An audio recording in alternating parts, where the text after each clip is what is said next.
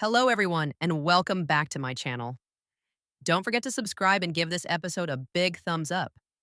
After recently capitalizing from the Coyote Pass property sale, Sister Wives stars Cody Brown and Robyn Brown, his wife, may just be preparing to treat themselves a bit. The two got married on Sister Wives Season 1, starring on reality television for the very first time in 2010. Robyn joined Cody's life as his fourth wife, but added to the company of his previous three wives, Mary, Janelle, and Christine Brown. As time passed, Cody and Robyn became closer still, sharing their relationship as if they were a monogamous couple, despite having polygamous roots. They tended to make their relationship take precedence over the others, causing jealousy in the other wives. In order to lawfully marry Robyn, Cody even divorced his first wife, Mary, in 2014, citing that he needed to adopt Robyn's children as an excuse. Cody and Robyn subsequently added two more children to the family and their home to five children. As the years went by, Robyn's relationship with Cody grew stronger, whereas Mary, Janelle, and Christine gradually distanced themselves. The COVID-19 pandemic made things even worse, and now the family grew more tensioned and divided than ever. Later on, Christine, Mary, and Janelle decided to leave Cody and Robyn for good, leaving the duo in what is now their exclusive relationship. Are Cody and Robyn's interior design tastes a tad excessive? Robyn and Cody have always been the type of people who live big. They never held back on indulging in luxuries, particularly items that bring a certain touch of sophistication to the interior of their home. In 2024, the two put their house on the market, offering viewers a look at how expensive Robyn's luxury sense of home decor actually was. Some of Robyn's surrealist works of art had jaw-dropping prices. For instance, prints such as Born on the Ocean and Matrix of Love sold for $1,800 and $2,380 respectively. It is clear that Cody and Robyn have spent a great deal of money on furnishing their space. Relatives have blamed Cody and Robyn for years for living large. Janelle previously made known that Cody had drawn down family money to pay for his own expenses, and even Cody's daughter, Gwendolyn Brown, accused her father and Robyn of being big spenders and shopaholics. Judging from the pricey interior decorations in their house, there's little way to dispute those accusations. Cody and Robyn apparently didn't merely furnish, they went crazy, choosing some of the priciest items they could get. Thanks to the recent sale of Coyote Pass, Cody and Robyn have come into a sizable amount of money. With more cash on hand, it's likely that Cody and Robyn already have a shopping list lined up. Given their history, it wouldn't be surprising if they end up spending even more now. Back in 2018, the couple invested over $800,000 into the 14-acre Coyote Pass property. Their original plan was to build a community there, living together as one big polygamous family. However, things didn't go as planned, especially after Cody's relationships with Christine, Janelle, and Mary fell apart. Both Mary and Janelle argued that they were entitled to a larger share of the Coyote Pass land, claiming that they had financially contributed to it as well. This rift turned out to be the key area of conflict in the Brown family. It was reported that Cody sold the Coyote Pass property for $1.5 million last April. Cody and Robyn shared the property and got back their investments, sources say. Cody and his former wives made over $600,000 altogether from the sale. Now that they have the extra money, chances are Cody and Robyn will be shopping for new things or going all out for jewelry with their penchant for shopping. Cody and Robyn may indulge, but Janelle and Mary appear to be more willing to save money or put their money into business. Is Robyn going to start collecting even more dolls? Robyn Brown's penchant for shopping has raised a few eyebrows. She adores living life to the fullest and is passionate about spoiling herself. Robyn loves to shop for pricey clothing, shoes, and accessories. And she's also very into collecting dolls, especially American Girl dolls. Apparently, she's spent nearly $70,000 on her collection. This has alarmed many an observer. Several Sister Wives viewers have even discovered Robyn's Etsy reviews, where she discusses dressing up dolls and making up various scenarios for them, not merely collecting them. Though it's okay that Robyn is indulging in a hobby and bringing out the kid in her, the sheer amount of money she invests in it seems odd. Instead of saving for her family's immediate needs or future costs, it seems that Robyn is seriously investing in her doll collection. Being a mother of five, her spending habits are beginning to question whether she truly understands the potential repercussions. Robyn's pricey hobby may have serious long term financial implications for both her and Cody. What does Cody splurge on? Cody Brown has a famous passion for real estate investments. In addition to Robyn's spending, other Brown family members have also splurged on themselves. But Cody is certainly a shopaholic who enjoys indulging in life's luxuries. He's spent a lot of money over the years. Fans of Sister Wives recently spotted Cody wearing a David Yurman shield pendant along with signet rings. When some curious viewers looked up the cost, they were shocked to find that just the pendant alone was priced at nearly $1,100. On top of that, Cody and Robyn shelled out about $900 for bikes as Christmas gifts for their children.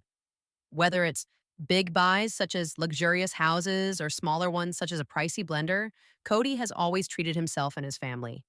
In 2024, Cody made a shocking move by purchasing a luxury house, shelling out $2.1 million for a huge plot measuring about 8,000 square feet, with almost 6,000 square feet of space allocated just for his home. With such a purchase, Cody proved he's financially able to make huge moves. The sale of Coyote Pass will probably only motivate him to continue spending even more on himself. Sister Wives' Janelle Brown reconsiders divorce from Cody Brown. 2 years since she knew her marriage was really over, Sister Wives' Janelle Brown is beginning to regret splitting up with Cody Brown. Janelle married Cody as his second wife after their 1993 spiritual ceremony, and they have 6 children together. So, what might be causing Janelle to change her mind about divorcing? Let's explore further.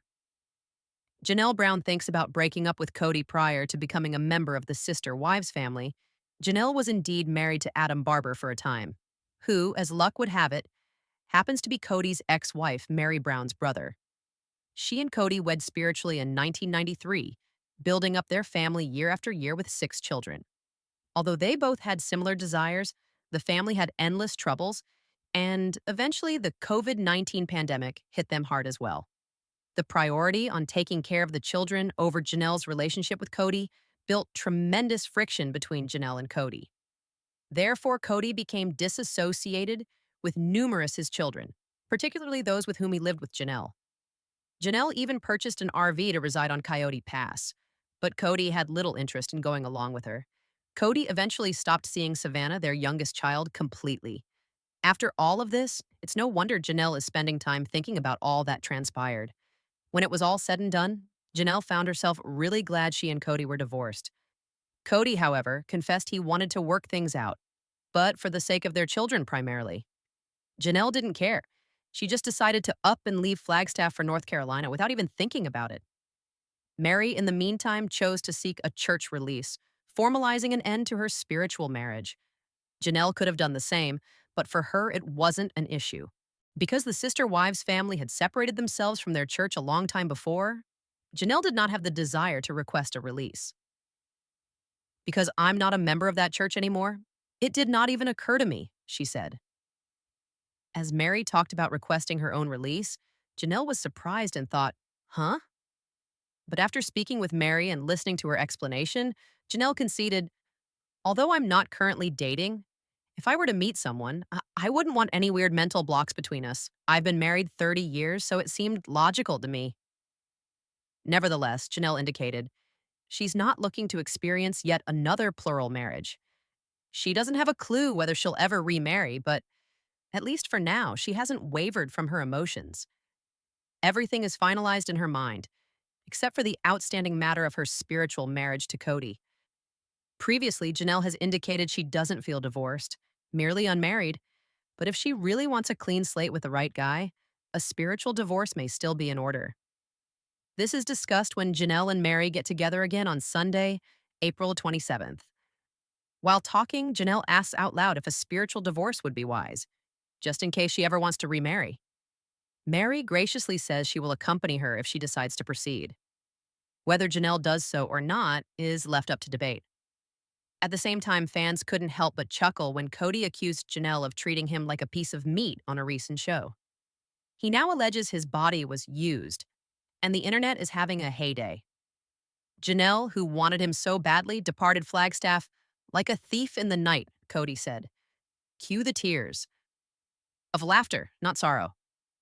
In all honesty, most fans are just thrilled for Janelle and wish her well with a future of real happiness and success. I mean, the only positive thing Cody ever brought to the table was his children. Otherwise, most agree he's been a total joke. Fans are so happy that Janelle, Christine, and Mary were brave enough to leave. As for whether Janelle officially gets a spiritual release or remains spiritually tied to Cody, only time will tell. But wherever life leads her, fans are rooting for her to finally find the peace and joy she deserves. Today, two well-known figures from reality TV, Kody and Robyn Brown, are under a very different kind of spotlight. After years of struggle, strife, and constant upheaval in a once united family, Kody and Robyn are now the only remaining couple from what used to be a gigantic polygamous family. They've survived the economic soap opera of Coyote Pass and are going headlong into a new life, one filled with opulence, extravagance, and, quite frankly, a pretty scary amount of over-the-top excess. It's a far cry from where they began. Over a decade ago, they brought to television audiences throughout the nation their distinctive family lifestyle, founded on the principles of plural marriage, religion, and common purpose. But as the years passed, it all came apart.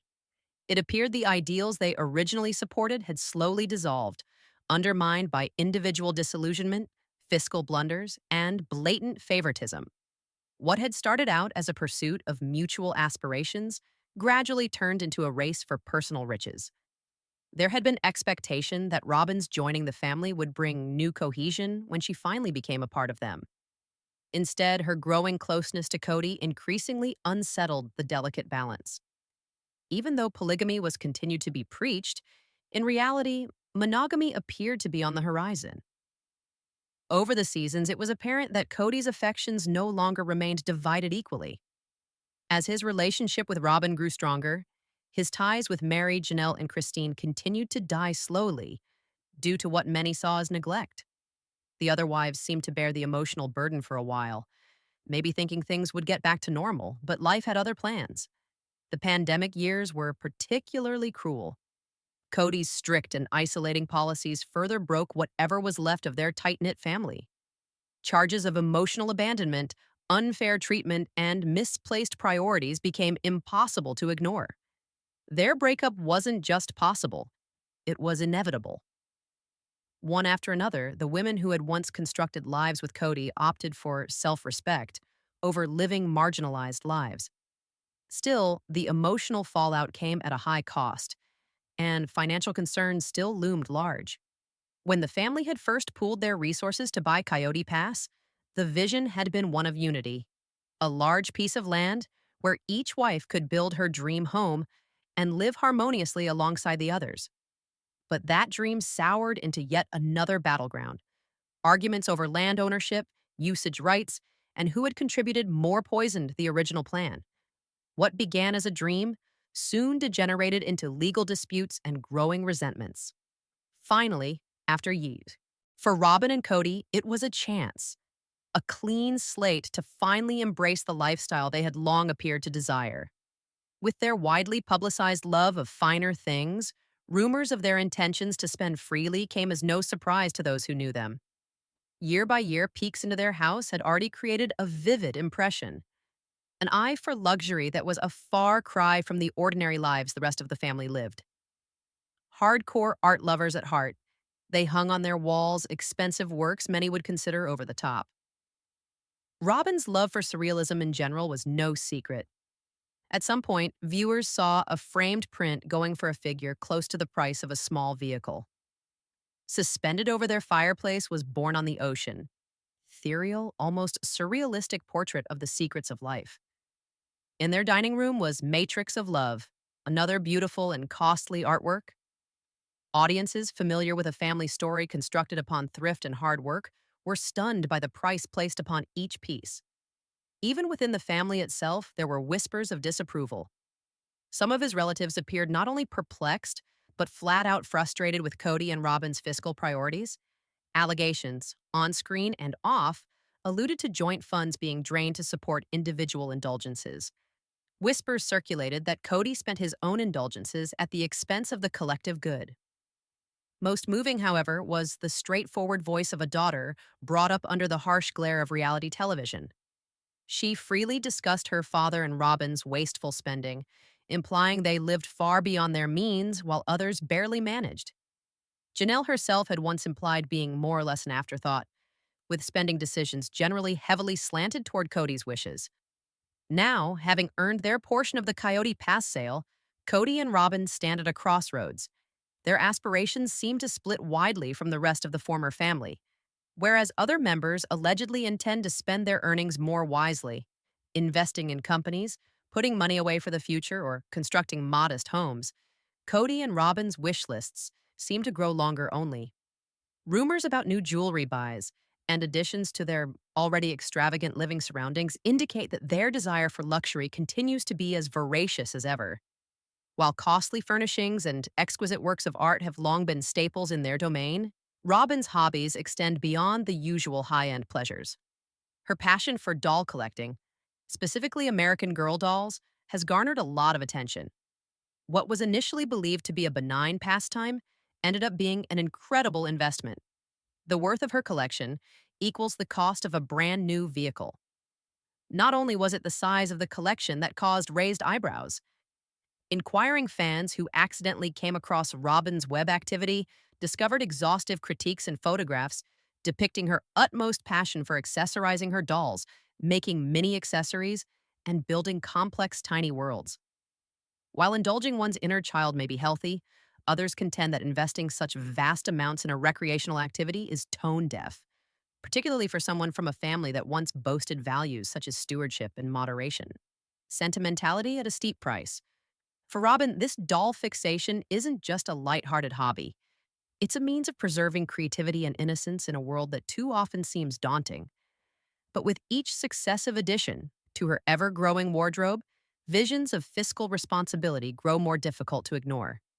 Even devoted fans can't help but wonder if shelling out tens of thousands for miniature outfits and dollhouse accessories could be a sign of larger problems, particularly in an era when it ought to be all about building secure futures and fiscal stability. Cody's expensive habits. Naturally, Robyn is not the only one with complaints. Cody's own love of extravagant, materialistic displays of riches is also well documented.